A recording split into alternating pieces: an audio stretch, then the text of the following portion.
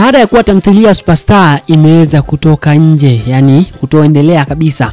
Hii ni kutokana na jinsi ambavyo mashabiki wengi huwa wanaifuatilia katika mtandao wa YouTube. Baada ya kuwa imetangazwa rasmi kwamba haitorushwa katika mtandao wa YouTube, basi maoni ya watu wengi walijua kwamba basi hapa itakuwa ni ile nafasi ambao wengi walikuwa wanaitamani kwamba wangeweza kupata nafasi ya kuweza kuiona tamthilia ya Penzi la Mtoto wa Bosi na Dada wa Kazi season 2.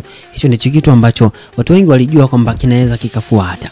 Lakini baada ya kuwa ametafutwa mhusika mwenyewe ambaye ni Kelvin, aliweza kuulizwa kwamba je, wewe kwa kuwa hii project inaonekana kama haitoendelea, je, ni kitu gani ambacho umekiandaa, au je watu wengi wanatamani uweze kuwaletea tamthilia ya Penzi la Mtoto wa Bosi hii season 2, je utawaletea?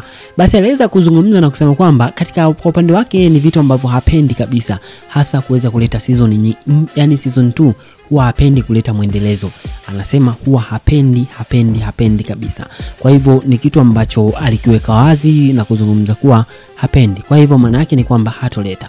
Lakini kulibuka sinofahamu baada ya kuwa anaulizwa kwamba je, kama management yako ikikubali na nini, basi akasema kwa kuwa yeye ndio mwandishi na kila kitu, lazima kuwepo na maelezo ya kujiridhisha ambayo itakuwa ni support kubwa sana. Lakini kwa upande wake aliweza kukana kata na kusema kwamba hawezi akaileta tamthilia hiyo season 2.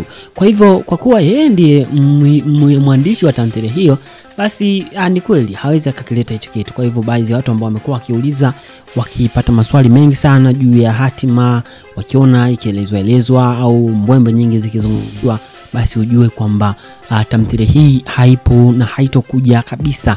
Endapo kama mapya ataibuka sawa, lakini tutarejea hapa kwenye mic nitakuja nikujuze kama kutakuwa na mabadiliko yote yale. Lakini kwa sasa kilichopo kwa sasa ni kwamba hakuna info au news zozote kuhusiana na kinachoendelea, kwa kuwa mhusika mwenyewe kazungumza kwamba tamthilia Penzi la Bosi na Dada wa Kazi haipo na hawezi akaileta, kwa sababu amekuwa ni mtu ambaye hapendelei sana masuala hayo ya kuweza kuleta tamthilia au kuleta muendelezo. Basi nini maoni yako kwa upande wako, hasa kama ni miongoni mwa watu ambao wamekuwa wakimfuatilia Kelvin katika tamthilia kadha wa kadha?